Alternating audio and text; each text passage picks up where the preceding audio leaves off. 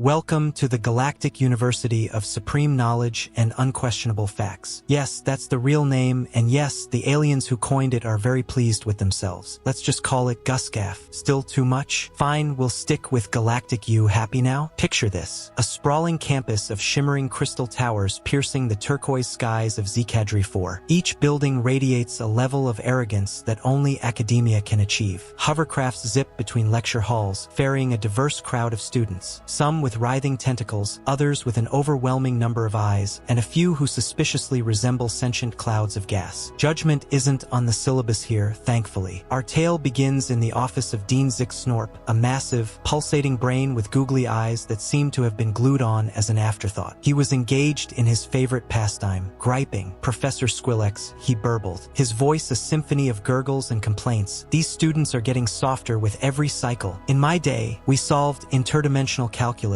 while dodging carnivorous punctuation marks. Squillex, a mop-like mass of tentacles glistening with ink, made a burbling noise that could have been agreement or indigestion. Hard to say. Dean, he said, surely the new unbeatable test will sort them out. As we say on my planet, it will separate the savory larvae from the bland ones. Zix's googly eyes swiveled independently, one fixing on Squillex while the other stared at the ceiling. Ah yes, the unbeatable test, the pinnacle of our educational system, impossible to solve, ensuring students remain perpetually overwhelmed. A true masterpiece of academic despair. At that moment, the office door whooshed open. A small, green alien with flashing lights for skin barreled in, flailing wildly. Dean Snorp, Professor Squillex, it squeaked, its voice sharp enough to shatter glass in nearby systems. What now, Professor Blinks? Zix grumbled, his tone heavy with dread. It's Blinks stammered, its skin blinking through a rapid sequence of colors like an overstimulated disco ball. It's a human, one of those Deathworlders from Earth. The room went silent. Not a hum, not a flicker, not even a wobble from Zix. A human? Squillex finally ventured, his tentacles curling in what might have been fear or hunger. Again, unclear. Yes, Blinks yelped, practically vibrating. And she's taking the unbeatable test. Right now. What? Zix sputtered, his eyes bulging so far they almost detached. That's impossible. It's unsolvable. Designed to be a lifelong challenge. Blinks gulped, its lights dimming briefly. Well, she's solving it quickly, and so, dear readers, we find ourselves in the grand hall of infinite challenges, a space so vast and barren it makes the void between galaxies feel snug. Here, history is unfolding as a human named Sarah Johnson, 23 years old, former barista, and now an exchange student from Earth, shatters alien expectations, and likely a few egos. In a sea of alien students, Sarah was impossible to miss. Not just because she had thumbs, a rare commodity here, but because she had a kind of unbothered energy that clashed hilariously with the room's tension. Her curly hair seemed to defy gravity, forming a chaotic halo around her head, while her outfit, faded jeans, scuffed sneakers, and a t-shirt bearing the cryptic phrase "I" was pure Earth casual. She hunched over a glowing holodesk, her fingers dancing across the controls with a precision that rivaled the universe's most advanced AI. The unbeatable test sprawled before her like a monstrous labyrinth of quantum riddles, ethical dilemmas, and bizarrely, a recipe for Olibear slug cookies, a galactic delicacy no one dared question. The entrance of Dean Zix Snorp, Professor Squillex, and the still flashing Professor Blinks didn't go unnoticed. The hall was already packed with alien students, their various appendages and sensory organs frozen in disbelief as they stared at Sarah. This is impossible, gurgled a gelatinous cube, its voice thick with bubbling despair. I've been stuck on the first question for 3 years. 3 years, wheezed a gaseous entity, its form rippling indignantly. I've been at it for a decade, and I still can't figure out how to access the test. Meanwhile, Sarah remained oblivious to the crowd she was attracting. Her tongue poked out as she worked, muttering softly to herself. Okay, if the quantum flux capacitor operates inversely to the square root of a black hole's bad attitude, carry the 1, divide by how many licks it takes to get to the center of a Tootsie Pop. The dean surged forward, his wrinkled, brain-like form practically vibrating with a mix of fury and incredulity. Young human, he called, his voice aiming for authority, but landing somewhere between a deflating balloon and a rubber duck. Sarah glanced up, pushing her glasses up her nose. Oh, hey, she said brightly, as if she just noticed him. You must be Dean Snorp. I'd shake your hand, but,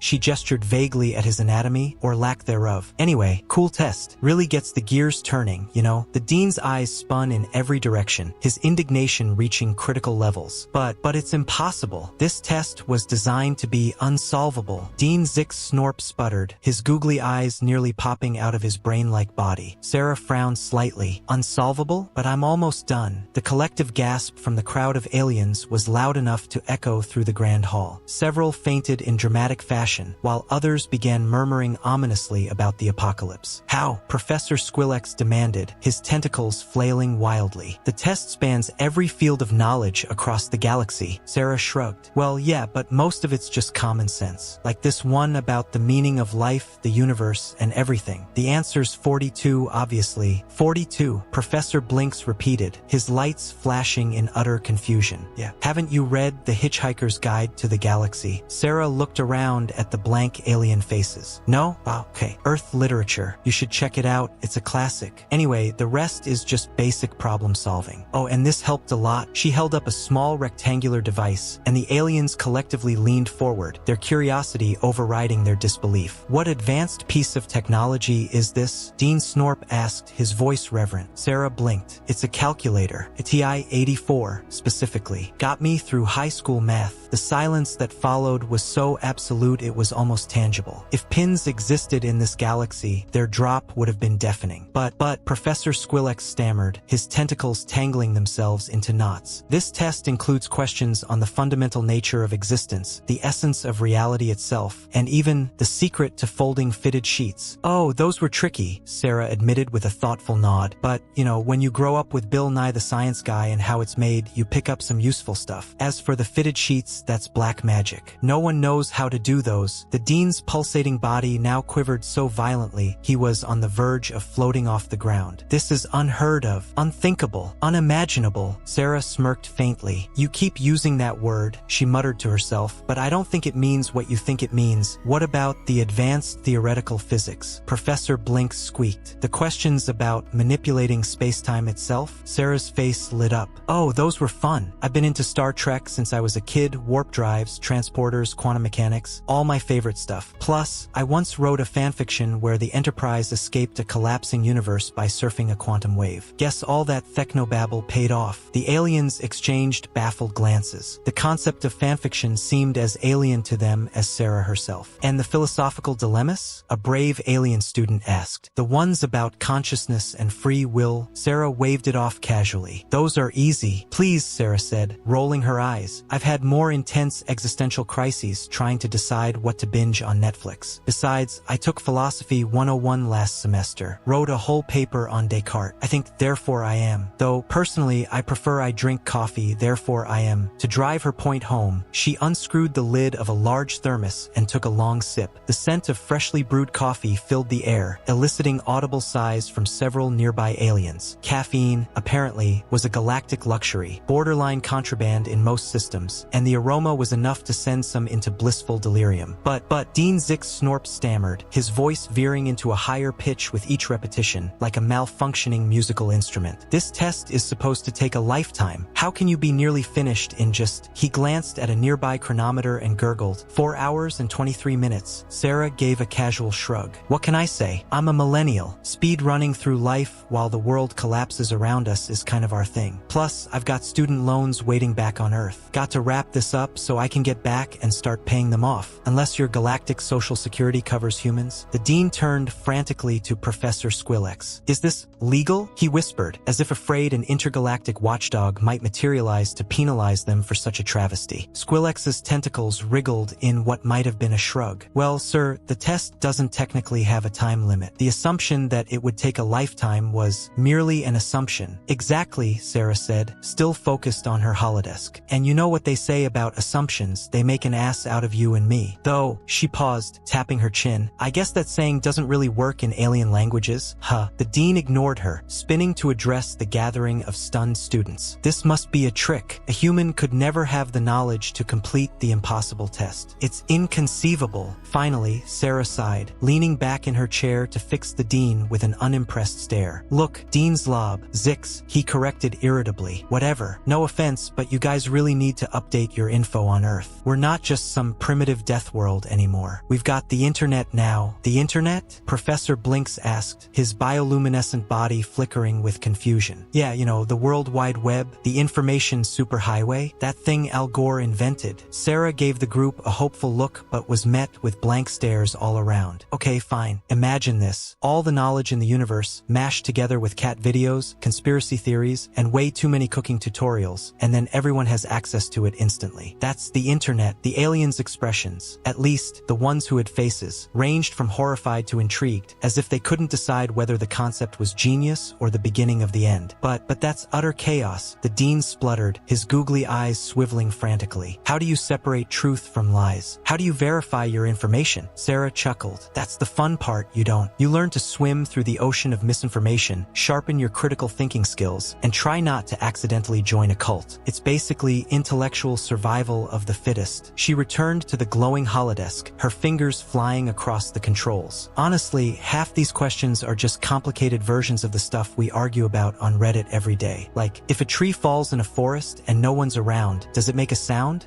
We've upgraded to, if a meme goes viral in an alternate dimension, does it tank our stock market? The dean quivered with indignation, his form practically pulsing with disbelief. What about the cultural questions? The intricate knowledge of thousands of alien civilizations? Sarah didn't even bother looking up this time. Please, I've been in more fandoms than you've had, whatever you eat. Neurobaths? Cerebral snacks? Anyway, obsessing over the minutiae of fictional worlds is our thing. Oh, and by the way, I can speak fluent Klingon. She let out a guttural phrase that echoed through the hall, making a few nearby aliens recoil in alarm. Plus, she continued unfazed, I've been to like 3 Comic-Cons. Once you've seen a Klingon, a Vulcan, and Darth Vader fighting over the last slice of pizza, negotiating intergalactic politics is a walk in the park. The dean turned to his colleagues, panic etched across his wrinkled form. We have to do something. If word gets out that a human completed the impossible test in under a day, we'll be the laughingstock of the galaxy. They'll cut our funding, revoke our parking passes. Professor Squilex rubbed 2 tentacles together in thought. We could claim it was an administrative error, say she was accidentally given the answers with the test. Or, Blinks offered, his bioluminescent body flickering mischievously, we could tell everyone it was a mass hallucination caused by space gas. Sarah cleared her throat loudly.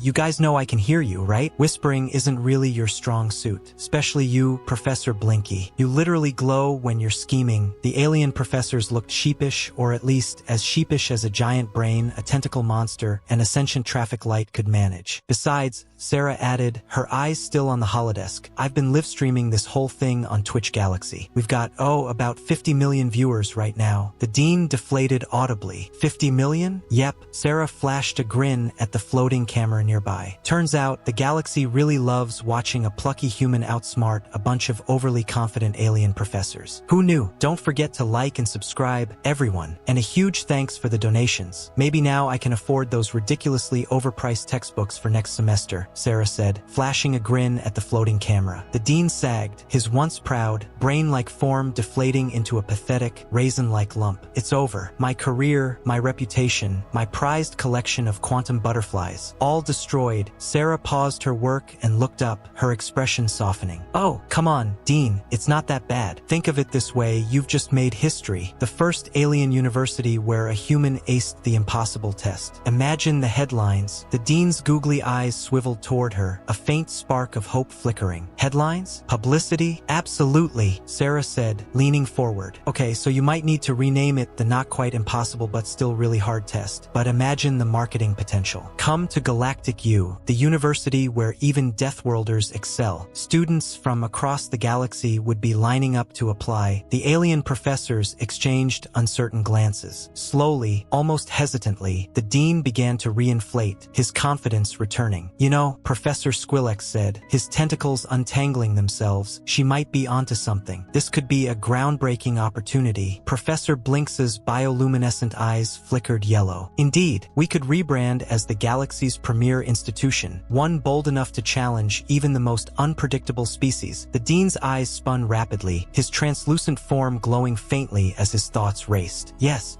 not failures, trailblazers. The first university to embrace Deathworlders and prove that no challenge is too great. Sarah grinned and gave them a thumbs up. That's the spirit. And think about the exchange programs. Your students could visit Earth and we'd send some humans here. It'd be the ultimate culture shock experience. Heck, it could even be a hit reality show. The Alien students, who had been watching in stunned silence, suddenly erupted into excited chatter. The gelatinous cube student wobbled eagerly. "Oh, I'd love to visit Earth. I've heard about this thing called jelly. I think it might be a distant cousin." The floating gas cloud pulsed brightly. "And I want to experience Earth's legendary pollution. Such a fascinating concept." Sarah opened her mouth to respond, then closed it again, finally settling on a resigned smile. "You know what? Sure. Earth would be thrilled to host you." She turned back to the dean, who was now practically glowing with determination. "So, what do you say? Ready to make Galactic U the most talked about university in the universe?" The dean's eyes fixed on her, the glint of newfound purpose unmistakable. "Yes, let's make history, Miss Johnson," the dean began, his voice tinged with both wonder and regret. "It seems we have underestimated you, and perhaps humanity as a whole." Sarah shrugged nonchalantly. "It happens all the time. We're pretty good at flying under the radar. Makes it more fun when we prove people wrong." A soft chime interrupted her, emanating from her holodesk. Sarah glanced down, her eyebrows shooting up in surprise. "Oh, hey, would you look at that? I'm done." The hall went silent. Even the ambient hum of the room seemed to pause, a remarkable feat given that several students in attendance were, quite literally, made of sound waves. "Done?" the dean whispered, his voice trembling with disbelief. "You've completed the impossible test?" Sarah nodded, stretching her arms, as if she just wrapped up a particularly satisfying crossword puzzle. "Yep, all done." That last question about universal harmony was a twist, though. Who'd have thought the answer was "don't panic"? Turns out Douglas Adams was ahead of his time. She stood, dusting off her jeans. "So,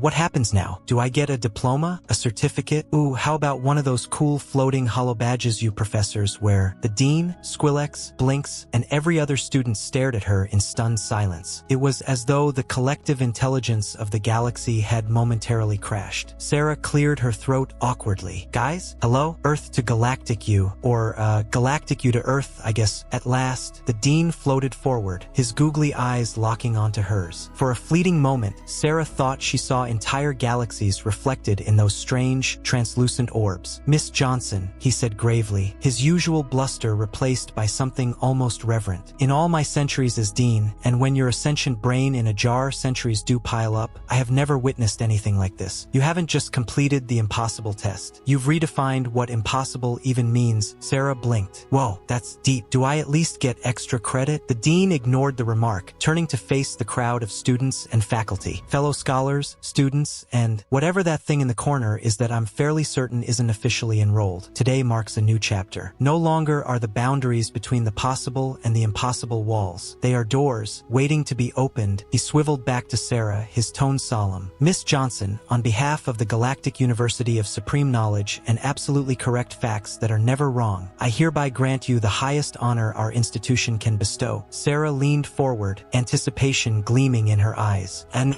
no," the dean said, his voice heavy with significance. "Something far greater. We grant you a question mark." The hall erupted in gasps. A few students fainted theatrically, while others began to buzz, whistle, and click in what could only be described as chaotic alien excitement. One emitted a sound alarmingly similar to a dial-up modem booting up. Sarah blinked again, thoroughly baffled. "A question mark? Is this like the answer to the ultimate question is 42 kind of deal? Because I'm not sure I'm ready for that level of responsibility. I still sometimes put my shoes on the wrong feet," Sarah admitted with a shrug. Professor Squilex's tentacles quivered with excitement. "Miss Johnson, you don't understand. A question mark is the highest academic honor in the galaxy. It represents the eternal search for knowledge, the drive to uncover truth, and the ability to question everything, even the answers," Sarah said, her expression shifting as understanding dawned. "Because once we think we know it all, we stop learning." The dean gurgled approvingly, his voice rich with pride. "Precisely, Miss Johnson. Not only have you completed the impossible test, but you've also embodied the most vital quality of all curiosity, paired with an open mind and a touch of humor." Sarah grinned. "Well, when you put it like that, it does sound pretty awesome. So, do I get a fancy robe to go with my question mark? Maybe a staff? Ooh, how about a talking owl sidekick?" The dean's eyes rotated in a way that might have been the brain-in-a-jar equivalent of an eye roll. "Let's not get ahead of ourselves, Miss Johnson. However, we could consider offering you a teaching position. I suspect our students would benefit greatly from your unique perspective." Sarah's jaw dropped. "Me? A professor at Galactic U? I don't even have my bachelor's degree back on Earth." Professor Blinks's lights flickered in a vibrant rainbow. Miss Johnson, you've just redefined our understanding of intelligence and creativity. I'd say that's worth at least an honorary PhD in Earthling Studies. Sarah's eyes lit up. Earthling Studies? Oh, I can see the course catalog already. AR 101, Memes and Their Role in Interstellar Diplomacy. AR 202, Advanced Procrastination Techniques. AR 303, The Eternal Debate Over Pineapple on Pizza, a philosophical quandary that spanned generations. The dean bobbed slightly, a gesture of agreement. We can arrange something along those lines. But first, he turned to address the still stunned crowd. Let us take a moment to celebrate this historic event. Today, we have witnessed the impossible made possible, the unthinkable become thinkable, and a Deathworlder consume enough caffeine to power a small star without suffering cardiac arrest. The hall erupted into cheers, a dazzling cacophony of alien sounds, clicks, whirs, hums, and noises that defied description. The gelatinous cubes broke into what could only be described as interpretive dance, while gaseous beings produced harmonic vibrations that resonated throughout the grand hall. As the celebration gained momentum, Sarah found herself surrounded by curious aliens eager to understand the strange customs of her world. Tell us, Earth being, a crystalline entity said, its glittering facets shimmering with interest. Is it true that your species willingly consumes neurotoxins for recreation? Sarah blinked. You mean alcohol? Yeah, we do that, Sarah said with a laugh. But to be fair,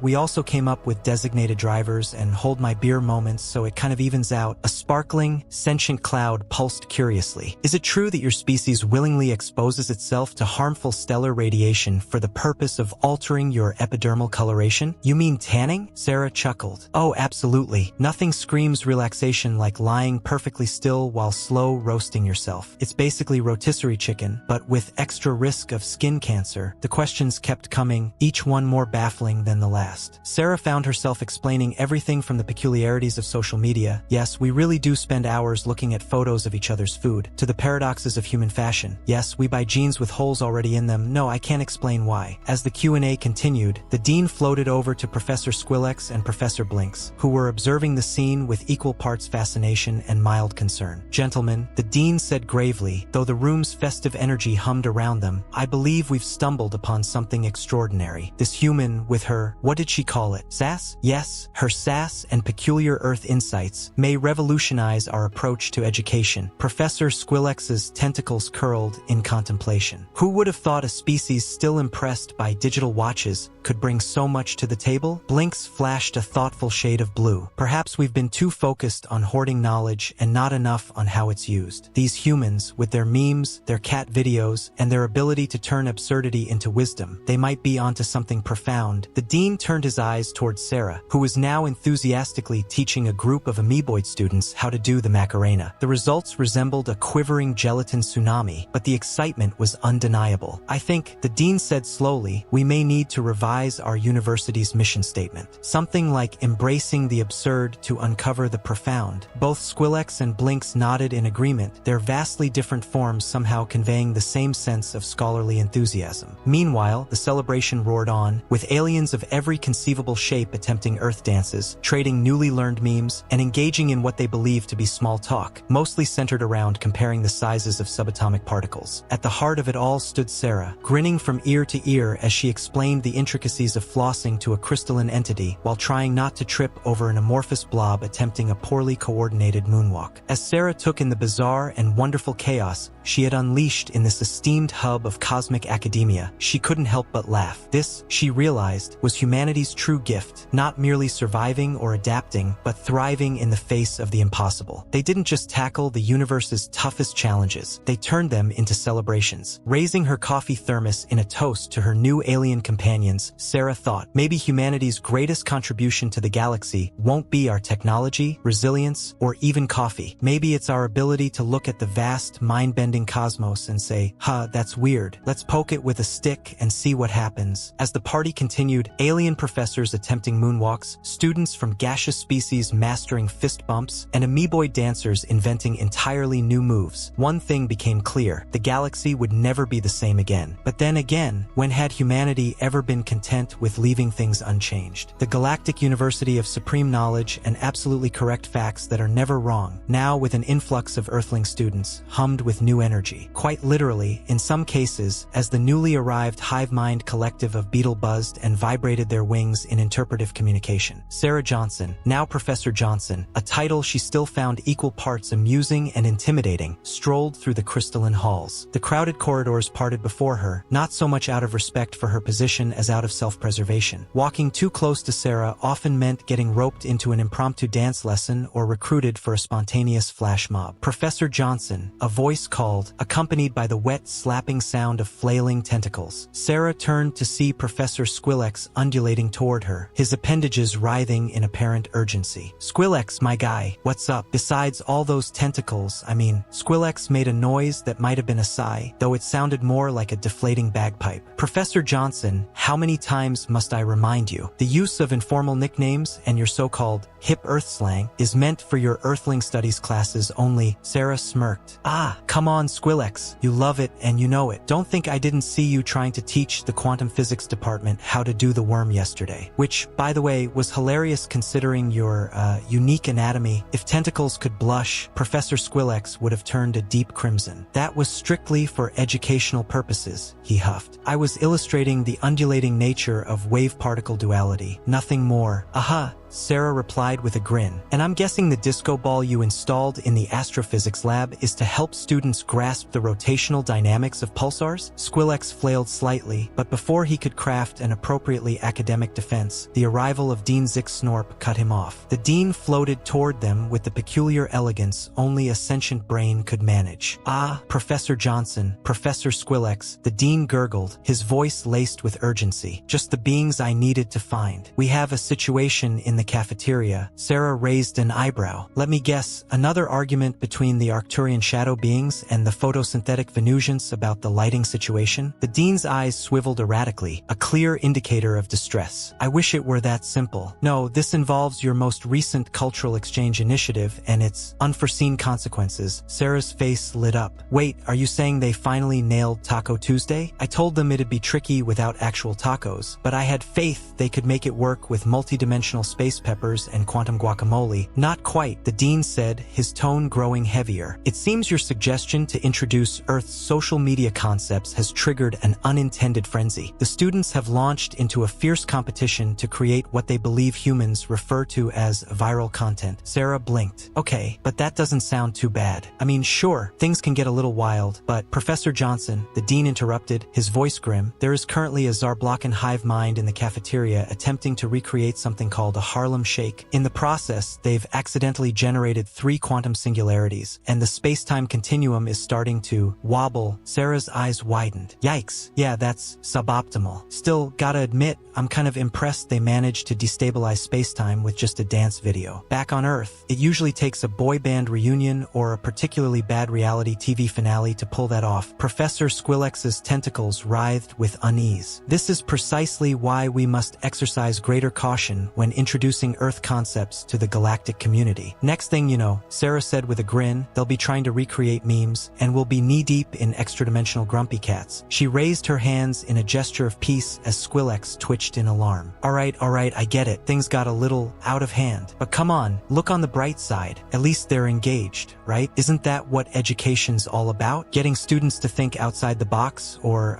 outside the hypercube in this case." The dean's googly eyes swiveled toward her, his expression, or lack thereof, giving nothing away. "Professor Johnson," he began, his tone carefully measured, "while we commend your creative approach to education, it may be time to discuss safeguards. We can't allow the fabric of reality to unravel every time someone decides to try a TikTok challenge." Sarah nodded, making a valiant effort to look contrite. "Fair point. How about this? We set up a committee to review Earth cultural exchanges before implementation. We'll call it the Galactic Understanding and Assessment of Earthling Dankness Committee, GARD for short." Professor Squillex's tentacles twitched with interest. "That does sound sensible, though I admit I'm unsure what dankness entails in this context." Sarah grinned. "Trust me, it's better if you don't know. Now, shall we go handle our Harlem-shaking hive mind before they accidentally summon an elder god? I hear Cthulhu is a total buzzkill." As the 3 of them made their way to the cafeteria, Sarah couldn't help but smile. Sure, introducing Earth culture to the galaxy had its challenges: space-time anomalies, quantum singularities, and questionable dance trends, for starters. But as she caught sight of a group of bioluminescent algae students hilariously attempting a recreation of Charlie Bit My Finger with predictably slimy results. She knew one thing for certain: the galaxy would never be the same. And really, why should it be? A static, unchanging cosmos was no fun. If humanity's gift to the stars was a little chaos, a lot of laughter, and the occasional universe-threatening trend, Sarah figured they could do a lot worse. As they rounded the corner to face whatever fresh madness awaited in the cafeteria, she thought with a grin, at least it's never boring. And in a universe as vast and wild as this one, that was worth everything.